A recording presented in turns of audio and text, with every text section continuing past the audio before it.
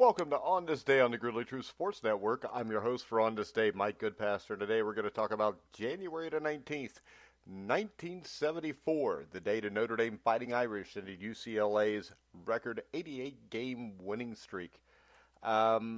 This was not really the upset you would think when you look at the immediate impact in January of 1974. Both teams were undefeated entering the game with the same nation-leading margin of victory, which was 26.4 points per game, and they were ranked as the top two teams, UCLA number 1, Notre Dame number 2. But still, it appeared to be a difficult task for Notre Dame to pull off this upset at home. The Bruins had been so dominant, having won each of the last 7 national championships. They'd won 218 of their last 223 games dating back to the 1966-67 season. It had been 1,092 days since the UCLA Bruins had lost. That loss had come in South Bend at Notre Dame, an 89-82 Irish victory in which Irish All-American guard, the great Austin Carr, scored 46 points, including 15 of Notre Dame's last 17. It would be the most points ever scored by an individual against a John Wooden coached team. UCLA had won 72 of those 88 games by double digits during the streak, and the average margin of victory in the 88-game streak was 23.5 points.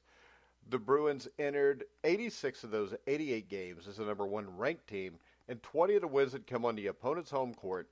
18 of the 88 wins were over top 20 teams. Irish head coach Digger Phelps, on the other hand, was just 32 years of age, about half the age of John Wooden, but it was clear Wooden had already had a big impact on Phelps' career. Phelps said when he came to Notre Dame in 1971, I had the attitude Notre Dame should be the best. Notre Dame could do it in football, why not basketball? This school shouldn't settle for anything less, and the approach I took was to schedule the best. I was a firm believer that to be the best, you had to beat the best head-to-head. So I scheduled UCLA twice a year, not once. It wasn't hard to get that done because, of course, John Wooden was the first coaching job was at South Bend Central High School in the 1940s, and by playing home and home with UCLA, it gave Wooden a chance to go back to Indiana at least once a year. Wooden agreed to the unusual non-conference home-and-home series. Now, Phelps said, we weren't going to be very good when I first came to Notre Dame because Austin Carr and 6 other seniors had graduated. Now, they never lost to anyone. Why should John Wooden be afraid to come play the Digger Phelps 29-year-old coach team, who had exactly 1 year of head coaching experience? And the first 4 games during the first 2 years of the contract showed that Wooden didn't have much to worry about. The Bruins beat Notre Dame by a combined 128 points, including an 82-63 victory in South Bend in 1974, a victory that gave UCLA its 61st straight win, breaking the San Francisco Dawn's previous college record of 60 straight wins. Now, despite the dominant data reinforcing the strength of the UCLA program, Phelps did everything he could to put his team in a positive frame of mind. On the Wednesday before the game, at the conclusion of practice, he instructed the team to practice cutting the nets down at the Athletic and Convocation Center, something Austin Carr had done when the Irish beat UCLA in 1971. Phelps later said, I was big on visualizing everything, whether it be strategy through practice or any mental intangible. At the end of practice on Wednesday, I called the team together and said, all right, when we win, Novak, you go to the far basket and cut down the nets. And Shoemate, you go to the near basket.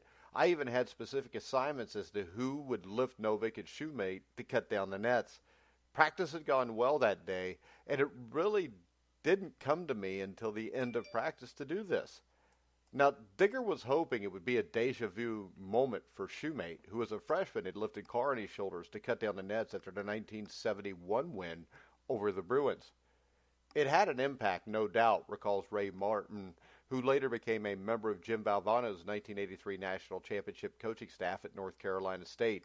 Digger was the master of getting you ready mentally. Have you ever seen a better big game coach in college? When he did that, we knew he believed in us, and we were now ready to play. Phelps also asked Reverend Edmund P. Joyce, Notre Dame's executive vice president at the time, to celebrate the pregame mass. The ACC would be named in his honor 13 years later. "This is not just an ordinary day," said Father Joyce in his homily. "The chances are good that years from now you will look back on this day as one of the most memorable in your life."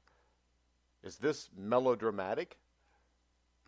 Ended up that it wasn't. It was true. Now, Phelps did everything he could in terms of preparation from a game strategy standpoint as well. In those days, no video exchanges between schools existed, and games were rarely on television in a regular season, even for the powerful Bruins. But Phelps did see the Bruins up close twice. First in December in St. Louis when UCLA ended North Carolina State's 29-game winning streak. Somehow Digger worked his way onto the broadcast team, televising that game, unheard of that day for an active coach, and he took notes during commercials. Phelps also went to Chicago on Thursday night to see UCLA play Iowa in his last game before coming to South Bend. Phelps could not have learned much from that game, however, as two-time National Player of the Year Bill Walton did not play in the contest due to a back injury. Walton didn't even come to Chicago Stadium, instead resting at the Bismarck Hotel in Chicago. It was actually the third straight game that Walton had missed, but everyone knew he would be ready for the game against the second-ranked Irish. As a kid, Walton had watched Carr and Notre Dame hand his Bruins their most recent loss. Game day began for Shoemate at 6:30 a.m. when his parents called his dorm room in Fisher Hall, and they prayed together over the phone. "We prayed so that I would have faith in myself, my coach, and my team, praying for confidence to accomplish what 88 other teams had failed to do," recalled Shoemate. "My mother told me no matter what the situation, don't lose faith in yourself." Those words certainly came in handy in the game's final stages. Unlike Notre Dame's victory in 1971 when the Irish ran to a 9-2 lead to open the game, the Irish started this game slowly but aggressively against the Bruins. On UCLA's first possession, Irish freshman Adrian Dantley elbowed Walton in the nose, drawing blood. It only appeared to make the 6'11 redhead mad, and the Bruins took a 33-16 lead 14 minutes into the game. The Irish had cut the margin to 43-34 by halftime, but the Walton gang looked unstoppable. Wearing a corset to protect his back, Walton made 6 of his 7 shots from the field, and the Bruins shot 19 of 27 from the field for the half, a scintillating 70.3% pace. Notre Dame went on a 9-2 run to open the second half, as Shoemate and guard Gary Brokaw scored all 9 points. But the Bruins put together their own 9-0 spurt to go back up by 11 with 10:58 remaining. The Irish cut the margin to 5 with just 5:24 left, but Brokaw was called for his 4th foul while trying to defend Bruins standout Keith Wilkes, one of 8 players in the game who would go on to play in the National Basketball Association. Brokaw complained about the call and received a technical. By today's rules, Brokaw would have been disqualified because a technical foul, of course, now counts as a personal foul. But in 1974, that was not the case, and he remained on the court. Tommy Curtis hit a wild jumper from the right corner with 3:32 left to put UCLA up an seemingly insurmountable 70-59. 10 seconds later, Phelps called a timeout. A change of strategy was necessary. The first thing we needed to do was put our pressing team in the game, and that meant freshman Dice Martin, said Phelps. Martin replaced 6'6 freshman forward Billy Paterno, which meant Phelps was literally going to roll the dice with a 3-guard lineup against the already taller Bruin lineup. "It was time to go for broke," Phelps said. "We had to get some steals because of a half-court game. We were in trouble if they were able to post up. The second thing I did was change the press. We had been pressing with Gary Brokaw at the top and Shoemate back. All UCLA was doing was bringing Walton into the front court, throwing the ball up high, which meant Brokaw was trying to steal the ball off the inbounds from a player 8 inches taller. So during the timeout, I moved Shoemate to the front of the press and put Brokaw deep." Now, during the timeout, Walton sat on the scorer's table near the UCLA bench. Coming out of the commercial break, Dick Enberg, who broadcast the game nationally on Eddie Einhorn's TVS network with Hot Rod Hundley, recounted all the games Walton had won in a row since high school. 143 by his count. Talk about an announcer jinx. On Notre Dame's first possession, Martin worked the ball down low to Shoemate, and Shoemate hit a quick jumper. It allowed the Irish to set up the press. This time, with Shoemate on Walton, it worked to perfection. Curtis made a lackadaisical lob pass to Walton, but Shoemate intercepted and scored immediately. The UCLA lead was now down to 7, just 20 seconds after the timeout. In 1974, there was no shot clock, so UCLA tried to stop the momentum. But it appeared the Bruins were simply dribbling around without a purpose and playing tentatively. With 2:22 left, Dantley stole a pass intended for Wilkes at midcourt and drove in for an uncontested layup. Remember, dunking was illegal in college basketball in 1974. Now you had the crowd really into it. The fans were getting closer and closer to the court, which was to the Irish's advantage. And it looked like it actually jacked up the Irish defense and made it even more effective. Now, it was 70-65, and as Enberg said on the broadcast, we have pandemonium now. With 2:16 left, Wilkes tried a long inbounds pass to Curtis, who was being guarded by Martin. I fell down, and Curtis was all alone for a layup, recalled Martin. All I could think of, this is embarrassing. All my family and buddies back in New York just watched me blow the UCLA game. But fortunately, Curtis was called for traveling. Martin brought the ball up court, just a second possession for Notre Dame, in a set offense during the final 3 minutes. He passed to Brokaw, who took it to Wilkes one-on-one to the left corner and hit a 17-foot jumper to cut the margin to 3 with just 1:49 remaining. On UCLA's next possession, the Bruins worked a shot for Myers from the left side, but he missed his fourth straight missed shot of the second half, and after going 5 for 5 in the first half. With 1:25 remaining, Shoemate hauled in a rebound. Oh, even though he gave up 4 inches, Brokaw proved a matchup problem for Wilkes one-on-one. Brokaw took another jumper from the middle of the court, and it was nothing but net. Now the game was 70-69. Walton made a timeout sign to Wooden, but the UCLA coach told him no. Phelps said later on after the game, Wooden never liked to call timeout because he thought you were giving in to your opponent, like showing a lack of confidence in your own team. UCLA worked the ball to Wilkes, and Martin was caught guarding him on a switch. From the right side, Wilkes decided to fake baseline and go to the middle for a layup. As he drove by me, he hooked me with his right arm, said Martin, who once again was involved in a key turnover. I went down and we got the call. The call was made by Richard Weiler, who happened to be the lead official in Notre Dame's win over UCLA in 1971. Weiler ended up working both games that bracketed the 88-game winning streak, and some of his friends in the business referred to him as Bookend in later years. In the final 3 practices leading up to the game, Irish players had been 1 for 15 in converting game-winning situations. But when it counted, with 29 seconds left on game day, Clay took the shot from the deep right-hand corner, and it went through. It was Clay's only field goal of the second half and just his second field goal of the game, but it marked the 4th time in his career he had made a shot to win or tie a game inside the last 30 seconds. For a third straight possession, it was our intention to go to Brokaw, said Phelps. But this time, Curtis left Clay to help Wilkes guard Brokaw. Gary saw that Dwight was all alone in the corner, so he passed him the ball. After the shot went in, Walton called time. Now, Phelps recalled that with a smile when he said it also. I still don't think Wooden called the timeout, but Walton had had enough. And after the game, Clay said, I don't think I won the game because there were still 29 seconds left. His basket had given Notre Dame a 71-70 lead, its first lead of the game. With 21 seconds left, we were in the huddle. One of my assistants, Dick Diabasio, said, let's foul Walton and put him on the line so we have the last shot. Let's put the game in our hands offensively because they can't stop us. It was a consideration because Walton was shooting 42.9% from the line entering the game, but I decided to play tough defense and rebound. Twice during UCLA's final possession, Notre Dame seemingly let the victory slip from its grasp. Early in the possession, Shoemate stepped in front of Walton and intercepted the ball near the sideline, but as he was falling out of bounds, he flipped the ball back into play to Curtis. Shoemate probably should have thrown the ball towards the Notre Dame basket and killed most of the seconds left on the clock.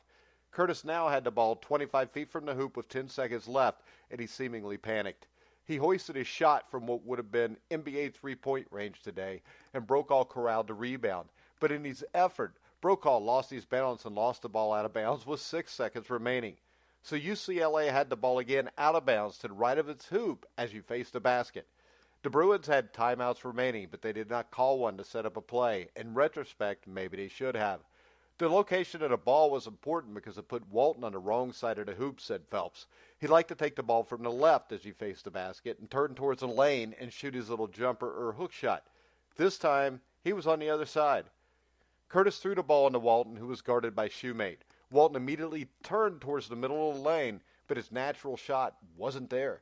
With Walton being right-handed, it was easier for Shoemate to contest a 10-foot shot, and the ball fell off the rim. Just Walton's second miss in 14 attempts during the entire game, and its only miss of the second half. But with Shoemate away from the hoop guarding Walton, it opened offensive rebounding advantages for UCLA. Bruin guard Pete Trogovich, who was from the state of Indiana, East Chicago, missed the first rebound attempt. Then Myers had a tap at the basket from 3 feet away. Finally, Shoemate got back to the basket, caught the ball, and threw it straight up in the air, knowing the laws of physics would exhaust the remaining seconds of the game. The horn went off and everybody rushed the court. Notre Dame student manager Ernie Torrio, who would later become a news reporter for the Miami Herald, caught the ball and secured it, knowing it would be a precious keepsake for the Notre Dame sports archives. The scene was electric at Notre Dame.